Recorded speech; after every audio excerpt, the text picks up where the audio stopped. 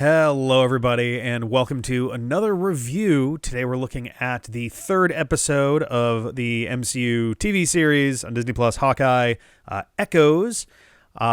This show's been kind of interesting to do reviews of so far because it feels like the most stable of the shows overall, at least so far. Like, I find myself trying to figure out what I should talk about each of these times, and it's tricky because, you know, in some of these shows and some of the episodes of the shows, I find myself having things that really stand out as being not very good. And there were a few things in this episode that I was not a big fan of. Or there'll be stuff that like really stands out as like, holy shit, that was a really huge, thing that they just put in there, or like something really powerful, or like a really impressive effect, or crazy, this or that. And this episode has some of that also.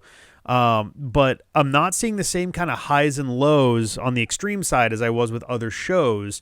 And so, it's been kind of a different experience trying to talk about this one. I think it's ultimately an asset for this show that it hasn't fluctuated wildly, compared to, What If, which bounced all over the place. The Falcon and the Winter Soldier also had like some really good episodes and some less good episodes.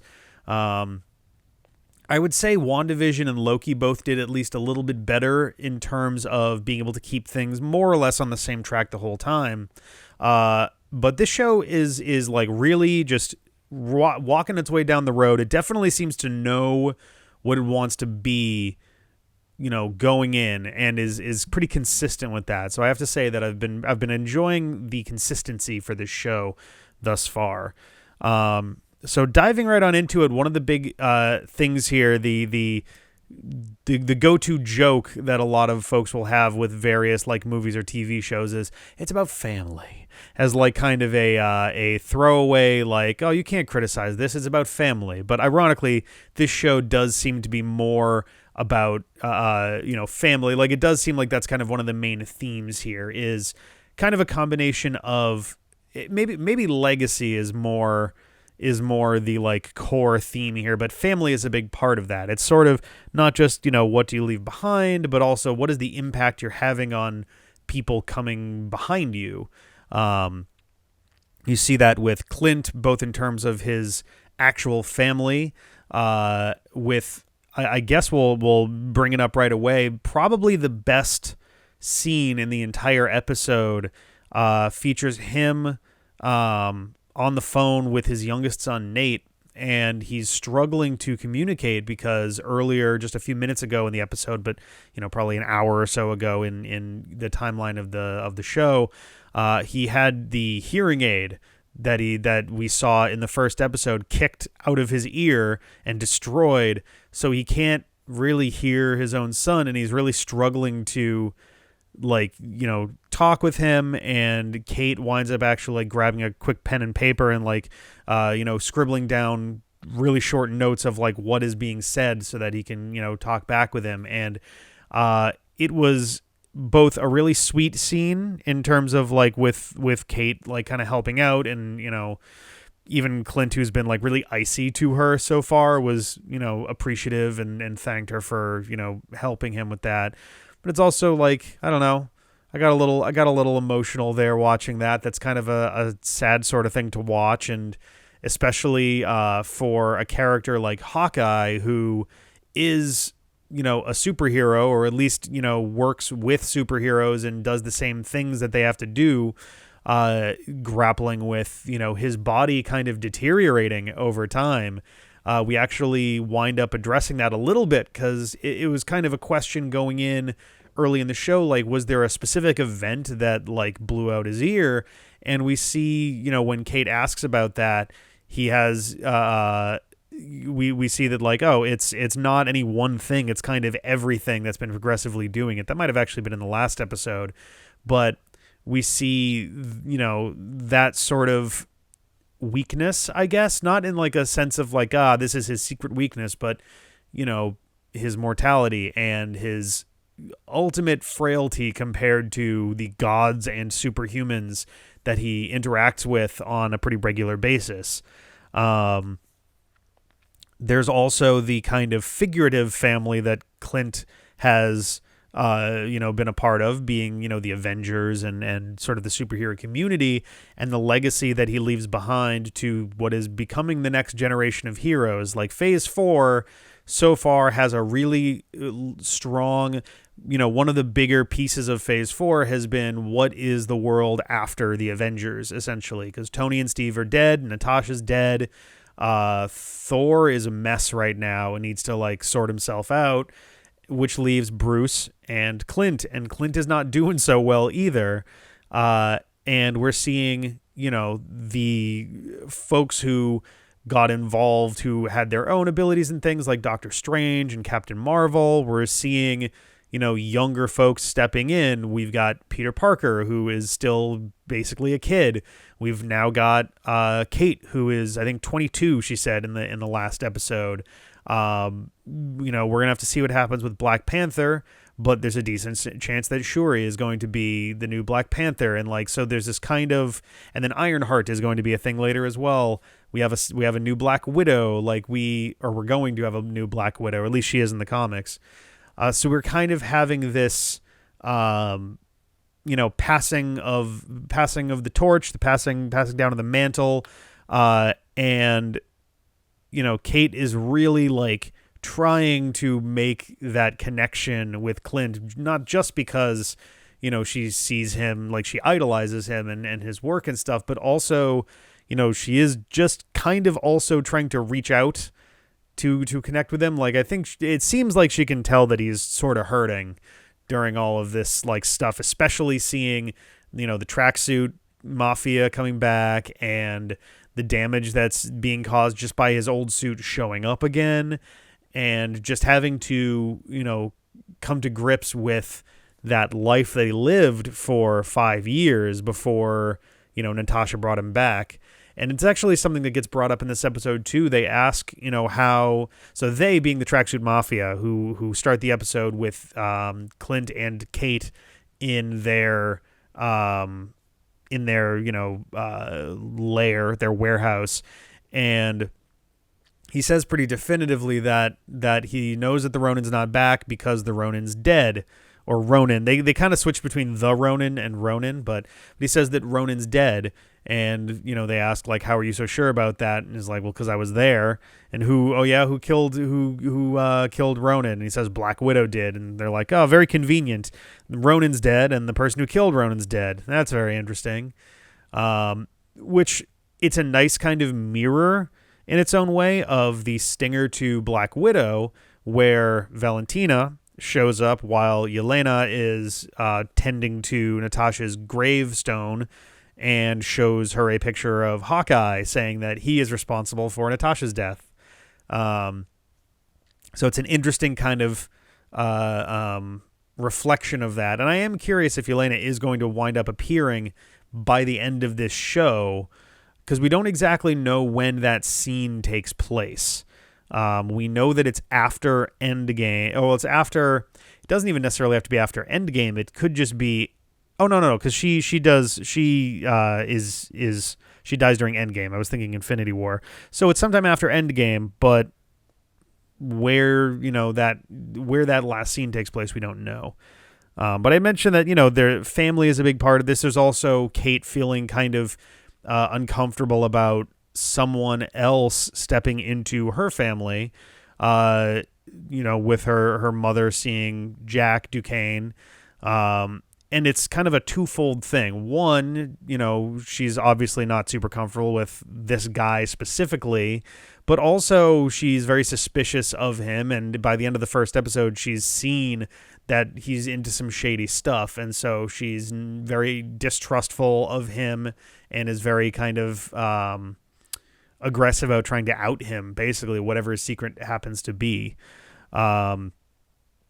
And there was something that I didn't even notice too, is another facet of this episode, especially, and it seems to be another theme that's coming out, is change and how we adapt and accept it and adapt to it, or the reluctance to do so.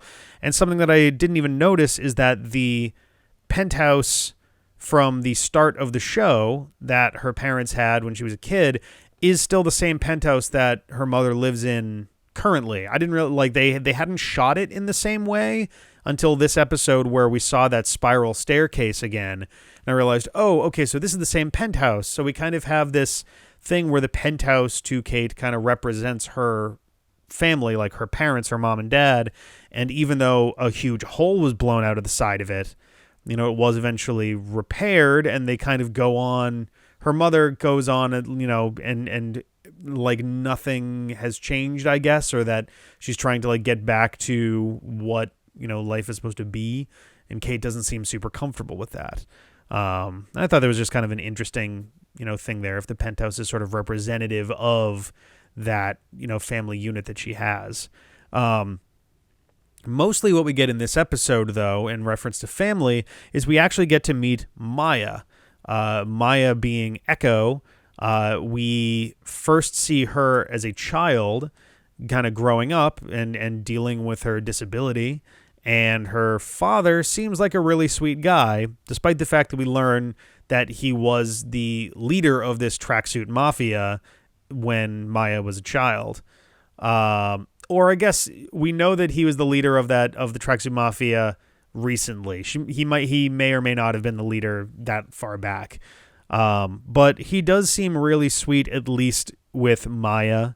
There's a point where she asks about dragons, if dragons are real, and he says dragons live in a different world, which is kind of a cute way of like being like, well, I'm not going to say no. How do I say this so that, we have a little imagination to it?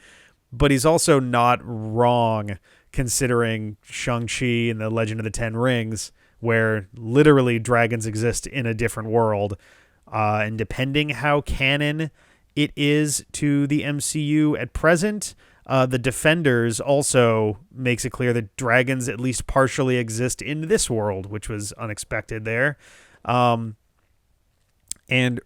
relatedly, there's a point where when she's a child and taking karate classes, her father says that her uncle is going to take her home. And I was like, that's like something about the very specific way that they bring up the uncle. And they don't name him. But something about the way that he says it, I'm just like, And then he starts to get up to go, and you see it's a very low close-up shot, so you don't see anything definitive, but what you do see is what appears to be a very large man with a very heavy black coat, and kind of pale skin, pretty meaty hands, and does one of the little, like, one of these things, and chuckles, and that voice sounds an awful lot like Vincent D'Onofrio, and I am so fucking ready for Kingpin to return to the MCU. I am hoping, fingers crossed, that they don't just leave it at this weird faceless cameo, because it does come up again later in the episode. So Echo, who is now the leader of the tracksuit mafia, has like this not exactly assistant exactly, but kind of her right-hand man is this guy Kazi, who tells her that her relentless pursuit of Ronin is going to make Uncle angry. And it's like, okay.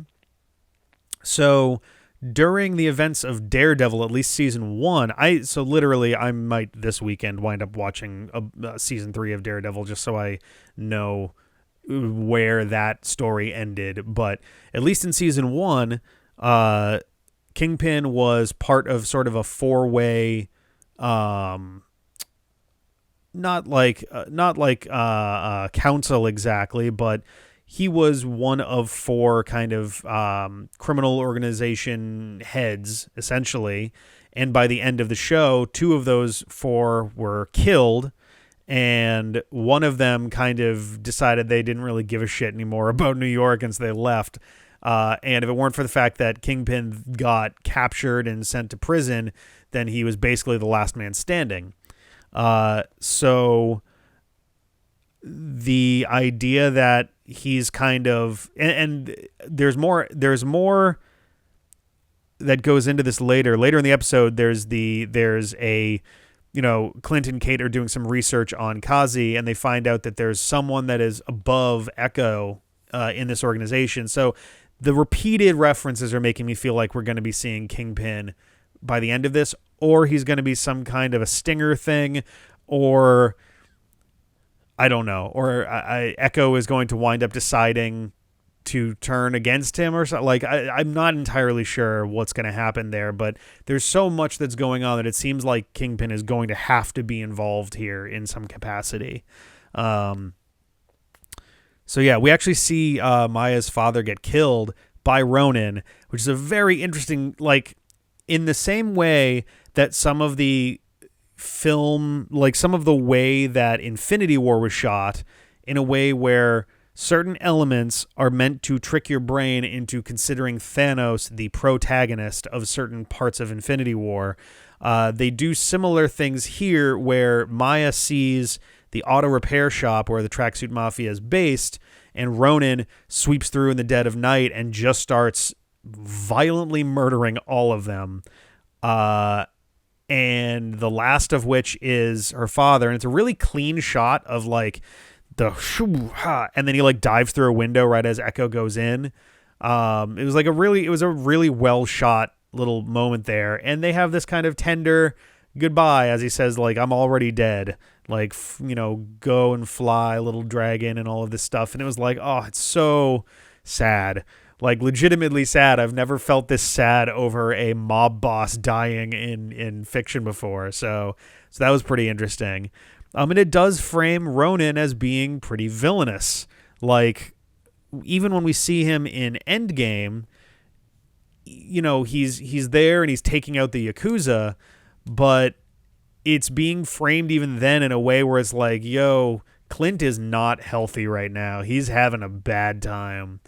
And obviously one of the bigger elements of this show is that Clint is not really comfortable looking back at that period of time for him. So yeah, the family seems to be kind of a big piece of this particular puzzle. And like I said, change and adapting to it is kind of the other main portion of this episode, and it seems to be a growing theme in the show.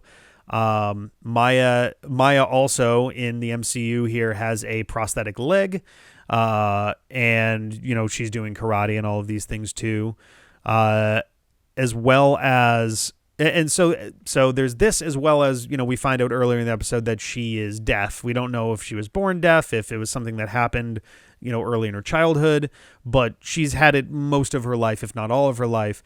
And over the course of, the first half of this episode, between flashbacks and also fight sequences involving her, it's clear that she's learned to adapt really well, that she has kind of, stood up to these changes that happened to her, and she has adapted, and she is arguably stronger for having gone through it in the first place.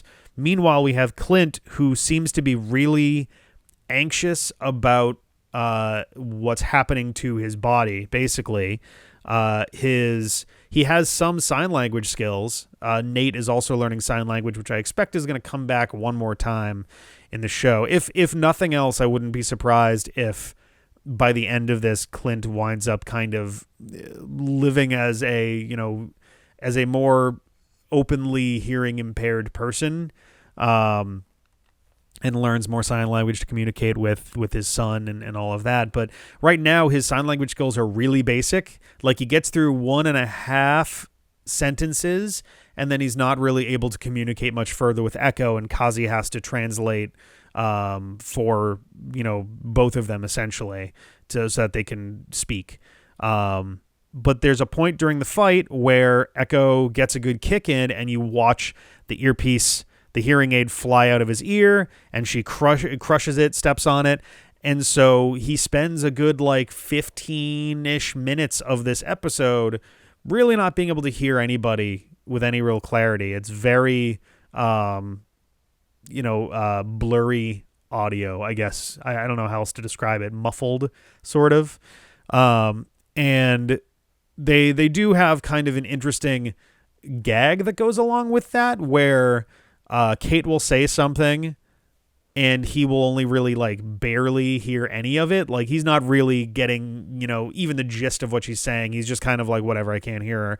And they'll kind of go back and forth for a second, and then he'll suggest something that she just said. Like they're on a subway at one point, and she's talking about like, oh God, I need to take the dog out at some point, don't I? Oh dear. And then Hawkeye, not having heard that, is like, yeah, you really might be one of the best archers in the world. She's like, wait, really? Do you mean that? Do you mean that? And like him not hearing her, kind of freaking out over this, is like, also, we should probably take the dog for a walk later. And like that's the scene. They had a similar scene during a really good car chase. Actually, there was a cool. I mean, it's very clear that it's being done with like green screened and like all of this stuff. But they have this thing where the camera is like rotating and does 2 full rotations, I think, in the back seat of a 72 Challenger, which is a great choice of car, by the way. I can't say that it's necessarily better than a 78 Charger, and me not knowing much about cars, those are like 2 of about 4 cars that I'm familiar with. Both good cars, really. Challenger's a bit of an old man car, even for a cool car, but it's still a cool fucking car.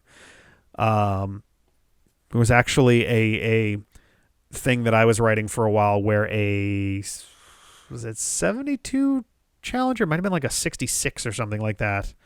Was part of the thing, but Challenger is a good car. But so Kate is in this interesting position where she's trying to force a change. She's really not happy with her life in general right now. Like she wants more. It's the classic like Disney princess style thing of like, here's the I want song. And so she basically tells Clint that like, she wasn't really thinking when she put on the Ronin suit. She threw it on because she was figuring like, I'm going to put this on and this is the point where I become who I'm supposed to be. And Clint kind of quietly tells her is like, yeah, I thought the same thing. And, it's the idea that like, if you try to force that change, that like, it doesn't always end super well. And he tries to get her to reconsider this plan that she's got to like really like, we're going to do this. We're going to rebrand you. I'm going to start joining in with you. It's gonna be great. And he's like, this life requires sacrifices and they're going to be ones that you don't know you're going to have to make until you get there. And then it's too late. And she's like, well, anyway, I'm going to be a superhero kind of thing. So it's kind of, and that's one of those things where maybe I'm more keyed into it being, the age that I am and thinking about those things a little bit myself. It's one of those, he's starting to get older and he's trying to impart at least a bit of his own experience and wisdom onto her of like, hey, I've been where you are. And you really need to watch yourself or you could wind up getting hurt, and just kind of being sort of ignored on that front because it's like, yeah, but this is so cool or something like that. So it's an interesting thing to have happen there. And all the while she's still trying to like make that connection with him and try to be a friend to him because he plays it up so much like this cool loner dude. And she's not super buying it.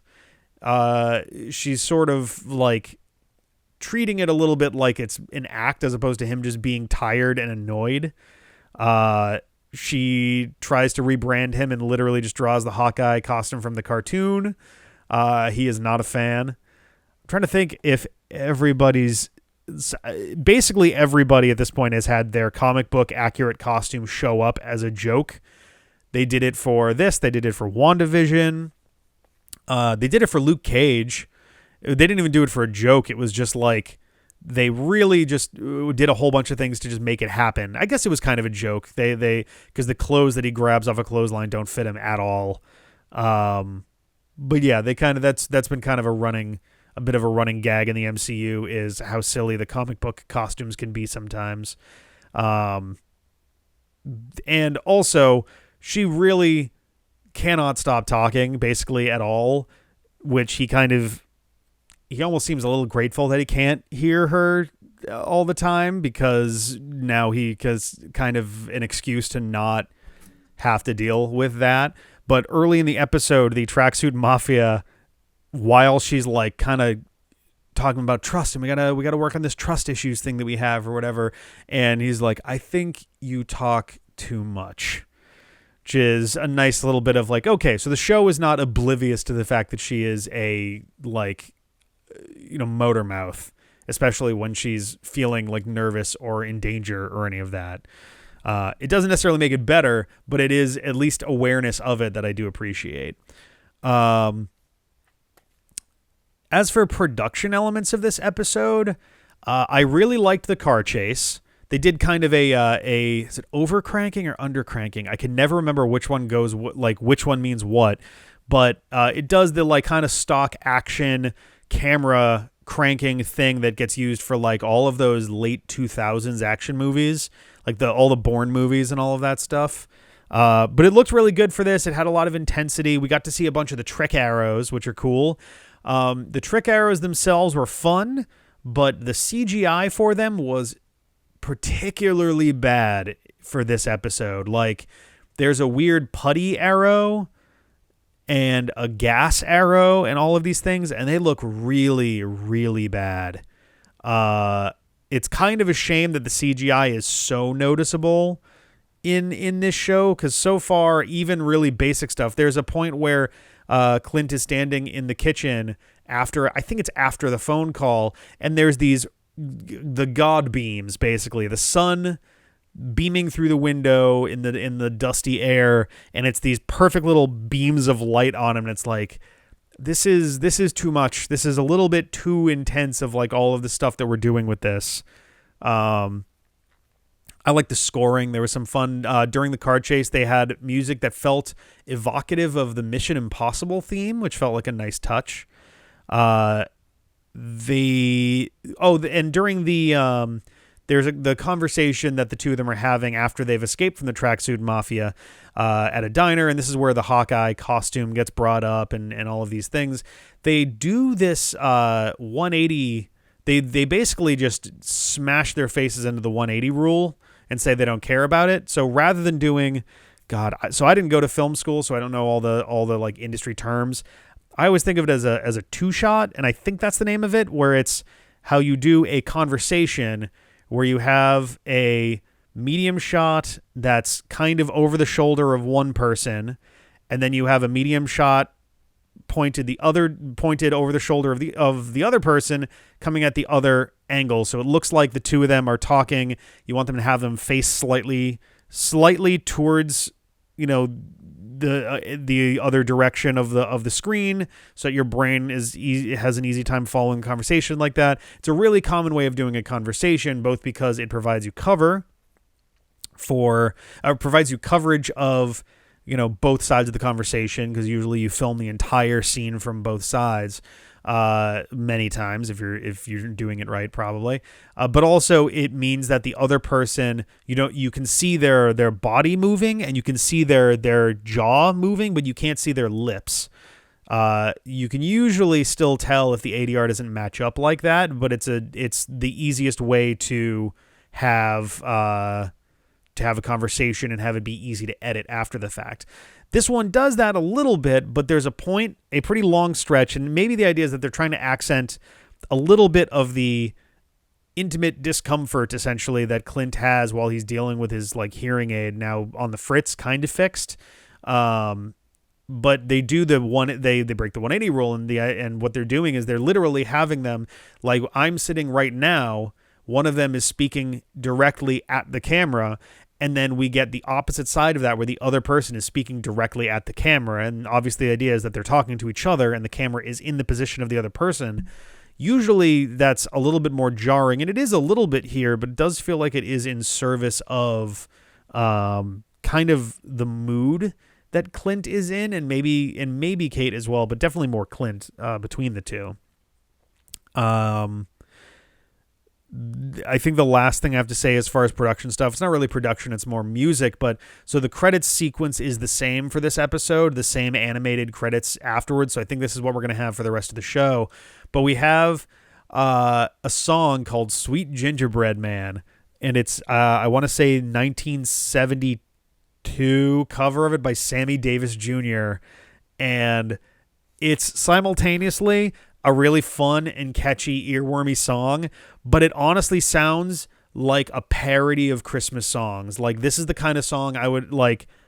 So, a big thing in, again, I guess the movie Role Models. This came up last episode, but in the movie Role Models, there's, I want to say I forget if it's a real song or a fake song attributed to Wings, the band that, was it Paul McCartney was in after the Beatles?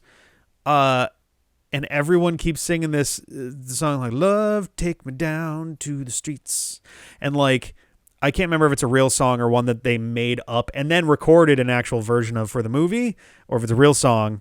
But it's the same idea where this song sounds like an invented Christmas song, almost like a parody of it, but it's a real song. You can go on YouTube right now and search Sammy Davis Jr., Sweet Gingerbread Man, and you will find the exact version they play in this episode. It's just, I don't know. It's weird. It sounds like a parody of the Candyman. It's got a very similar kind of like bounciness to it. I just thought that was funny. I don't know.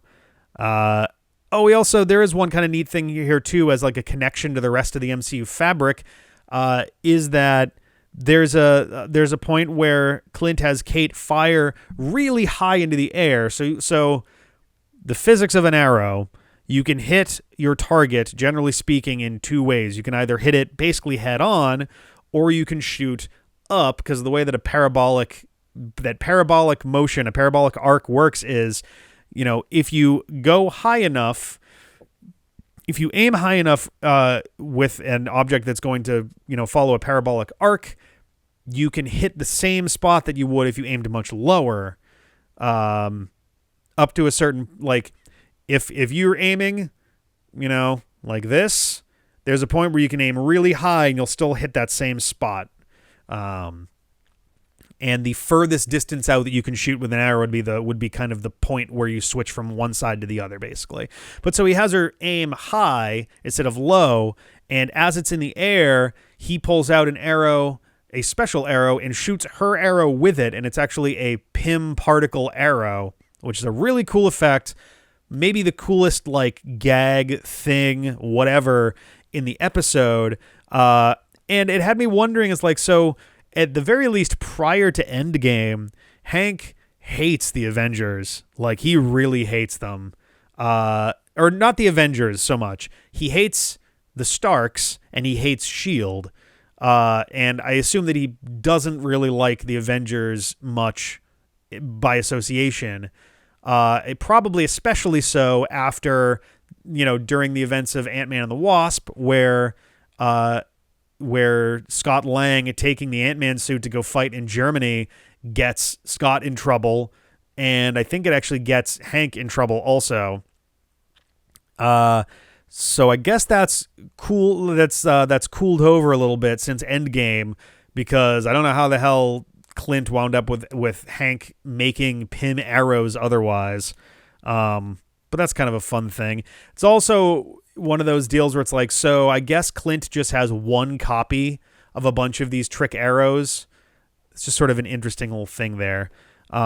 Pizza Dog is adorable as always. And at the end of the episode, we have Clint and Kate in Kate's mom's penthouse doing research on Kazi to try to figure out what the deal is with the tracksuit mafia and all of that stuff. And some noises in the other room. Clint goes to investigate. I'm like, oh God, Jack's going to be there and he's going to have the sword. And lo and behold, Jack is there with the Ronin sword. And my assumption is they're going to play this up as a fake out cliffhanger where at the start of the next episode, Kate is going to be like, whoa, what are you doing? What are you doing? Oh, who's this? And they make up something, or it's like, oh my God, I ran into him in New York. And you know who he is, right? He's a celebrity. I figured I would come and show him the place or something. And Jack is going to defend himself with like, oh, I thought he was an intruder. So sorry for yada, yada, whatever. That's my assumption. because I don't know how you start an episode otherwise with that moment without it instantly being a way bigger deal and giving Kate the opportunity to blow Jack's operation sky high. There's also the question of Armand and Jack and all of them, are they part of a larger thing, or are they just essentially rich elite assholes who pull a lot of strings? There's also the question of there was this whole thing where Eleanor, Kate's mom, was accused of being a fraud of some sort, and I'm intrigued what that's going to be all about, whether it was about her not coming from money and that, whatever money she had left in the coffers was running dry, or if it was something about the Bishop's security software being phony in some particular way. I'm not really sure.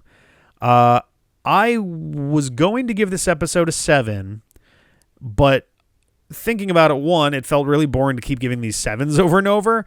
And honestly, the conversation with Nate was so good that I'm going to give this episode an 8.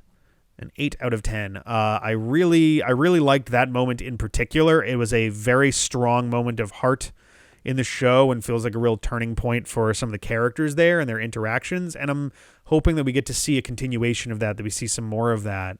We'll have to see, where that goes from here. I just realized that the monitor to my right has been on this entire time, so these cool blue lights on the side of me are probably not going to be very, very visible. That's a real shame.